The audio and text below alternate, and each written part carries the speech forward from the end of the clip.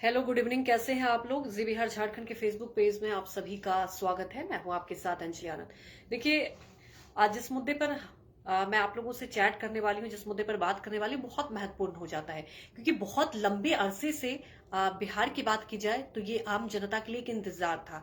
हालांकि जो एक तरीके से आप समझ सकते हैं कि जो उसमें रुकावट थी वो कहीं ना कहीं दूर हो गई है। जी हाँ, मैं आपको बता दूं कि छठे चरण के शिक्षक बहाली का रास्ता अब साफ हो गया है और बहुत लंबा वक्त लग गया। इस पर बहुत ज्यादा विचार विमर्श चल रहा था, लेकिन आज ही ये अहम खबर आई। और हेलो राय कुमार जी, गुड इवनिंग। कैसे हैं आप? हेलो सुमित कौशल सिंह जी, हेलो अखिलेश कुमार जी। तो लगातार मेरे रिव्यूअर भी जुड़ रहे हैं और उसके बाद मैं चाहूंगी कि और मेरे साथ तमाम दर्शक जुड़ रहे हैं। उसके बाद इस मुद्दे पे बात करना बेहद महत्वपूर्ण हो जाता है। और मुझे लगता है, क्योंकि जब भी मैं आप लोगों से फेसबुक लाइव चैट करती थी तो इस पर सवाल पूछे जा रहे थे, और मुझे लगता है कि इस पर बहुत महत्वपूर्ण हो जाता है आप लोगों से जानकारी साझा करना। हर्ष, वेरी गुड इवनिंग। कैसे हैं आप? हेलो विशाल पासवान, कैसे हैं?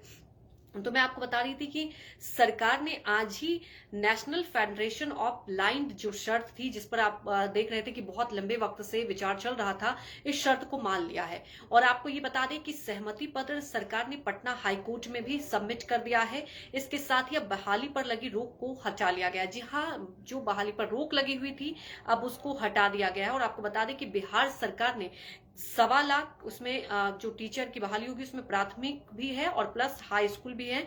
इन शिक्षकों की बहाली जून 2019 में निकाली थी, लेकिन कोर्ट के लगातार आप देख रहे थे इसमें बहुत ज्यादा दावपेच था और कोर्ट के ऐसे पचड़े से अब तक पूरी नहीं हो पाई थी। लेकिन अब नया केस नहीं हुआ तो बहाली जल्द पूरी हो सकती है, क्योंकि जो पहले केस हुआ था देखिए उस पर सरकार ने सहमति कर दी, लेकिन अब ऐसा माना जा रहा है कि अब बीच में और कोई अरंगा ना आए, तो इस पर अब सहमति बन गई है और जल्द से जल्द टीचर की नियुक्ति हो जाएगी। और ये मुझे लगता है बहुत देखिए अच्छी बात है। और कहीं ना कहीं खासतौर पर बिहार की बात की जाए तो आपको बता दें कि जो तमाम राज्य हैं, तो जो पद खाली है शिक्षकों की, बिहार उनमें टॉप पर है। आपको ये मैं बता दूं कि 2,75,255 ऐसे पद हैं जो खाली हैं बिहार में। उसके बाद उत्तर प्रदेश का नंबर आता है।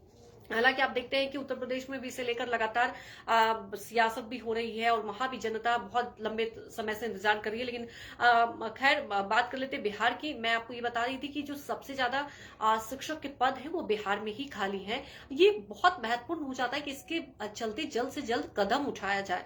अब बिल्कुल सिद्धार्थ, उम्मीद तो यही करते हैं कि शिक्षा व्यवस्था बेहतर होगी। देखिए, जब तक शिक्षकों की संख्या ज्यादा नहीं होगी तो आप भी समझ सकते हैं कि शिक्षा का जो स्तर है बहुत ज्यादा बेहतर नहीं हो पाएगा। और बिहार के लिए वाकई बहुत ज्यादा महत्वपूर्ण है कि शिक्षा के सेक्टर में बहुत ज्यादा कदम उठाया जाए और बहुत ज्यादा काम किया जाए। आ, आ, क्या आप मांझी के बारे में कुछ, रणधीर का सवाल है। देखिए, जीतन राम मांझी की अगर आप बात कर रहे हैं तो आपको पता ही है कि लगातार वो पिछले कुछ दिनों से कई मुद्दों को लेकर सरकार को घेर भी रहे हैं और वो उनका ये कहना है कि जनहित के मुद्दे हैं। और मैं आपको बता दूं कि उनकी मुलाकात भी हुई थी मुख्यमंत्री नीतीश कुमार से, और यहाँ तक कि कई ऐसे मौके हैं जब उन्होंने सरकार को घेरा था, यहाँ तक कि प्रधानमंत्री मोदी को भी घेरा था, वो भी सर्टिफिकेट को लेकर कि किस तरह से जो सर्टिफिकेट पर अगर वो अपना चेहरा चमकाते हैं तो डेथ सर्टिफिकेट पर क्यों नहीं।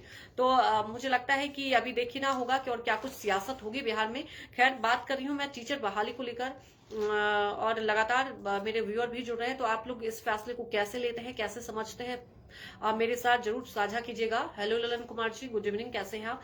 तो मैं आपको बता रही थी कि देखिए, सबसे ज्यादा जो कमी है वो ये देखा जा रहा है कि बिहार में ही है। आप समझ सकते हैं कि 2.5 लाख से ऊपर शिक्षकों का पद खाली है और ये बहुत ज्यादा महत्वपूर्ण हो जाता है। अच्छा, साउदीन का सवाल है कि लॉकडाउन, देखिए लॉकडाउन आपको शायद अवेयर होंगे कि 8 जून तक लगा हुआ है, लेकिन इस बार जो लॉकडाउन लगाया गया उसमें जो प्रक्रिया है आप ये समझिए अनलॉक 1 की भी प्रक्रिया की शुरुआत हुई है। कुछ चीजों में छूट दी गई है।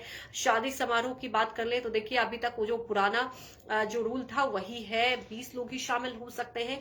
लेकिन मैं आपको ये भी बता दूं कि सरकार ने ये व्यवस्था की है कि थोड़ा सा आप समझ सकते हैं कि आर्थिक स्थिति में बेहतर करनी है। इसके मद्देनजर सरकार ने ये सोचा कि इस बार जो अनलॉक 1 की प्रक्रिया की गई है इसमें ऑल्टरनेट तरीके से दुकानें खोली जा रही हैं कि जिससे बहुत ज्यादा भीड़ भी ना हो। और आपको ये भी बता दें कि 50% लोगों के साथ जो सरकारी जो व्यवस्थाएं हैं, खास तौर पर मैं आपको ये बता दूं कि जो बसेस हैं वो भी चल रही हैं। दूसरी बात, सरकारी जो दफ्तर है वो खोल दिए गए हैं, लेकिन उसमें 25% ही लोगों के आने की अनुमति है। लेकिन जो प्राइवेट है, जो भी आप समझ सकते हैं कि जो भी प्राइवेट ऑफिसेस हैं उसे अभी खोलने की सुविधा नहीं दी गई है। तो ये उम्मीद किया जा रहा है, देखिए केसेस बहुत ज्यादा कम हो रहे हैं, लेकिन सवाल ये उठता है कि वैक्सीनेशन उस तरह से चरम पर नहीं है, क्योंकि सरकार की ये कोशिश थी कि लॉकडाउन लगा रहेगा और उसके बाद जो वैक्सीन है उसको ज्यादा बढ़ाया जाएगा। लेकिन आप देख ही रहे हैं कि बिहार में खासतौर पर 18+ वालों के लिए वैक्सीन की जो प्रक्रिया है बहुत ज्यादा स्लो है। पिछले 8 दिनों से नहीं चल रहा था, आज से हालांकि शुरू की गई थी, लेकिन वो भी बहुत जल्दी स्लॉट बुक हो गया। तो आप समझ सकते हैं कि वैक्सीन की कितनी कमी है। हालांकि स्वास्थ्य मंत्री ये बार बार कह रहे हैं कि अगले हफ्ते से ये कमी पूरी हो जाएगी। देखते हैं, हम लोग भी यही उम्मीद कर रहे हैं, लेकिन जल्द से जल्द ये देखा जाए कि देखिए वैक्सीनेशन प्रोग्राम को बढ़ाया जाए। तो मैं आपको बता रही थी कि हाँ छोटू सिंह जी, ये बहुत महत्वपूर्ण हो जाता है कि जल्द से जल्द नियुक्ति हो। वही मैं आपको बता रही थी कि देखिए जो पहले से कोर्ट में मामला चल रहा था, अब सरकार ने सहमति जता दी, लेकिन अब कोई बीच में देखिए अरंगा ना आए, तो जल्द से जल्द जो नियुक्ति है वो हो जाएगी। तो मैं आपको बता रही थी कि फेडरेशन की शर्तें क्या थी जिस पर सहमति बनी है, जो पहले से जिस पर दावपेच फंसा हुआ था। आपको ये मैं बता दूं कि नेशनल फेडरेशन ऑफ ब्लाइंड के जनरल सेक्रेटरी और वकील एस.के. रुंगाटा ने बताया है कि जो फेडरेशन में पिछली सुनवाई थी, आपको बता दें कि उस समय कोर्ट में कहा गया था कि जब दिव्यांगों के लिए सही तरीके से वैकेंसी नहीं निकाली गई तो इसमें दिव्यांग अभ्यर्थी अप्लाई भी नहीं कर रहे हैं, इसलिए 15 दिनों के अंदर फिर से नोटिफाई करके दिव्यांगों से आवेदन मांग लिए जाए। और आपको बता दें कि 15 दिन के बाद मेरिट की तैयारी कर ली जाए और इसी वैकेंसी के जरिए बहाली प्रक्रिया पूरी कर ली जाए। ये पहले जो शर्तें थी। आपको बता दें कि फेडरेशन के इस मांग पर पिछली बार की सुनवाई के समय सरकार तैयार नहीं हुई थी, जिसकी वजह से ये लंबा आप देख रहे हैं कि बहाली की प्रक्रिया अटक गई थी और कई लोग इस पर इंतजार भी कर रहे थे। तो सरकार का कहना था कि दिव्यांगों को 4% सीटें छोड़कर बाकी पर नियोजन जो प्रक्रिया है उसको चलाने को लेकर हरी झंडी दिए जाए, और इसी पर ये पूरा फंसा हुआ था मामला। लेकिन आपको ये बता दें कि फेडरेशन इस पर तैयार नहीं हुआ था, इसलिए कोर्ट ने 3 जून को सुनवाई की तारीख निर्धारित की थी, लेकिन 3 जून को सरकार ने फेडरेशन की राय मान ली है और कोर्ट में बहस की अब जरूरत नहीं पड़ी। जी हाँ, क्योंकि अब सरकार को ये लगा कि देखिए अब इस पर लंबा खींचने की वजह है कि जो फेडरेशन की शर्तें हैं उसे मान लिया जाए, और आज ही ये शर्तें को मान ली गई है। तो अब देखा जाएगा कि जल्द से जल्द बहाली हो जाएगी इस प्रक्रिया की। और आपको बता दें कि जो वैकेंसी नोटिफाई है उसको सरकार करेगी। और आपको ये बता दें कि साफ तौर पर यह बताया जा रहा है कि दिव्यांग बात की जाए जिलेवार तरीके से जो भी दिव्यांग हैं, कहां कितनी वैकेंसी है, इसे नोटिफाई सरकार करेगी। और इस नोटिफिकेशन के 15 दिन तक आपको बता दें कि दिव्यांग अप्लाई कर सकते हैं। उसके बाद दिव्यांगों के आवेदनों को नियोजन प्रक्रिया में शामिल किया जाएगा, उसके बाद आगे बढ़ाया जाएगा, क्योंकि देखिए इसमें वक्त लगता है। और पहले सरकार सिलसिलेवार तरीके से हर जिले में ये देखा जाएगा कि कितने लोग हैं, उसके बाद से नोटिफिकेशन आएगा और इस प्रक्रिया को आगे बढ़ाया जाएगा। और आपको ये भी बता दें कि देखिए कोर्ट ने पहले ही बताया था कि दिव्यांगों का रिजर्वेशन ठीक से लागू नहीं किया गया है।